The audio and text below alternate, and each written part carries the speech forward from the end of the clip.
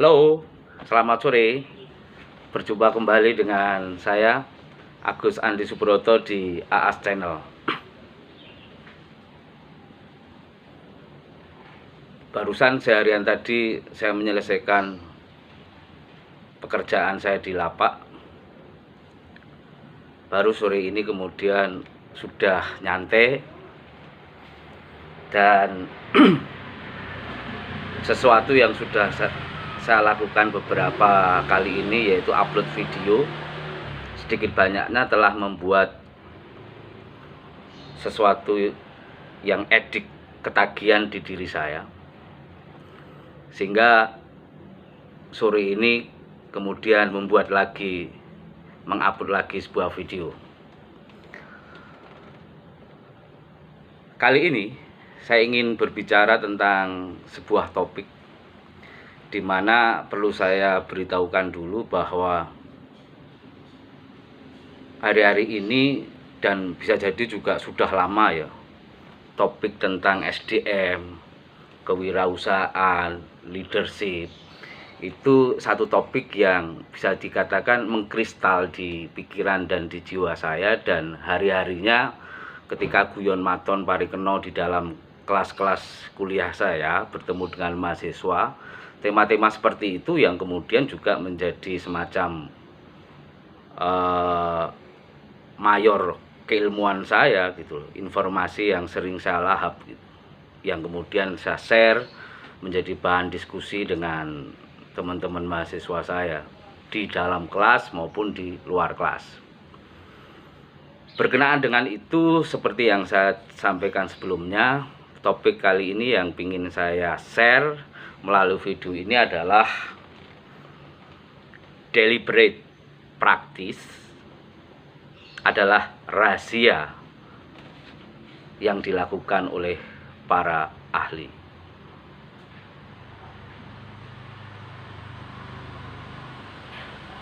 Baik, tadi saya menyampaikan tentang sebuah deliberate practice ya. Apa sih sebenarnya? Saya jadi teringat kalau tidak salah mungkin setengah tahun yang lalu gitu pernah menulis tentang sebuah metode pelatihan, metode pembelajaran yang kemudian akan menjadikan seseorang itu dengan teknik tertentu akan menjadi sebuah expert. Lah, deliberate practice ini saya teringat diperkenalkan oleh seorang yang namanya Anders Ericsson. Beliau adalah seorang peneliti di Florida State University Amerika sana yang sebagian hidupnya dibesarkan di dalam sebuah penelitian yang berkenaan tentang bagaimana sih seseorang itu menjadi expert atau ahli di bidangnya. Jadi Ericsson ini hidupnya didedikasikan, diabdikan untuk melakukan penelitian-penelitian terkait bagaimana seseorang itu kemudian menjadi expert ahli di bidangnya, dan cara menjadi expert atau ahli di bidangnya itu dengan seperti apa. Nah, pada deliberate practice ini memuat 4 pilar kuat pendukung ya, sehingga menjadikan seseorang itu bisa menjadi ahli atau expert di bidangnya. Yang pertama ini adalah motivasi. Jadi motivasi kuat seseorang ketika mempelajari sesuatu. Dalam kasus saya mungkin sudah hampir kurang lebih, kalau saya coba review potret dari apa yang saya lakukan sendiri, bidang tulis menulis ini sesuatu yang sudah saya lakukan secara rutin sejak 2 tahun terakhir. Bahkan dalam 1 tahun kemarin selama hampir 365 hari itu tiap hari saya nulis satu isi tulisan itu, kemudian secara istiqomah kontinu. Kemudian saya publish, share di media sosial saya. Tentu ada motivasi kuat di diri saya. Terus terang, mungkin ya, Anda perlu tahu motivasi saya yang pertama dan utama itu saya katakan saya ingin bersedekah, berbagi kepada seseorang di luar saya tentang sebuah informasi, pengetahuan, bahkan inspirasi, bahkan bisa jadi juga kebahagiaan. Melalui apa? Melalui sebuah tulisan. Itu motivasi intrinsik dari dalam diri saya sendiri. Kalau motivasi ekstrinsiknya bisa jadi ya sebuah eksistensi, penghargaan, tapi yang justru lebih kuat dari faktor diri saya sendiri, kenapa kemudian bisa bertahan dalam waktu yang lama dengan konsistensi yang terukur gitu, tiap hari bikin tulisan. Salah satunya itu adalah saya ingin bersedekah, berbagi lah kepada pembaca saya. Yang kedua, menurut Erikson ini, pilar deliberate practice ini adalah kita membuat planning, rencana yang terukur dan terjadwal. Dalam kasus saya, dulunya mungkin setiap bangun tidur saya bikin tulisan gitu. Tapi seiring perjalannya dari sisi jadwal waktu gitu loh, itu bisa jadi tidak konsisten. Tapi konsisten yang saya pilih adalah bahwa tiap hari, entah itu saya buat tulisan itu di pagi, siang ataupun malam, itu saya harus buat.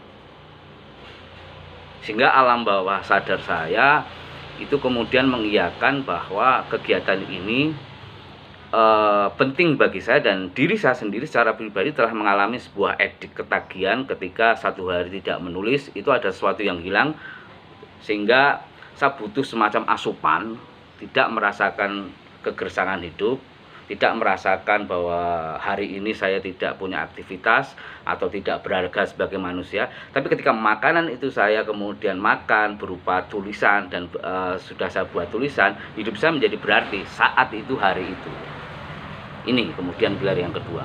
Pilar yang ketiga yang perlu saya sampaikan kaitannya dengan metode belajar menjadi seorang yang expert ini adalah pentingnya sebuah feedback. Saya sadari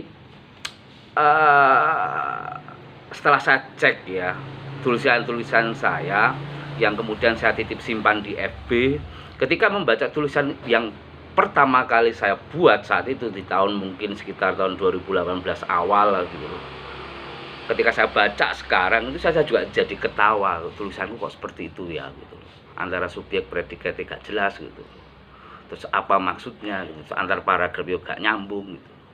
Tapi seiring kemudian saya baca tiap hari tulisan yang kemudian dibuat sampai kemudian hampir 2 tahun ini, memang ada sebuah peningkatan sifatnya itu menuju, saya sendiri memposisikan sebagai baca semakin kemudian suka terhadap tulisan saya sendiri. Lah sebagai penulis kalau tidak suka terhadap tulisannya, bagaimana kemudian membaca bisa menyukai, menyenangi tulisan kita? Itu yang saya kemudian yakini gitu. Jadi feedback ini penting lah. Feedback selain kita cek tulisan, kita juga bisa mendapatkan dari audiens, dari pembaca kita gitu. Jadi tidak sedikit ada pembaca yang japri kepada saya, dia antusias, tertarik terhadap tulisan saya. Bisa jadi juga ada kemudian pembaca yang memberikan feedback, tulisannya Pak Agus kalau ditambah ini tambah asik deh gitu. Jadi saya sendiri open mind untuk menerima masukan seperti itu, sehingga tiap hari coba untuk saya perbaiki.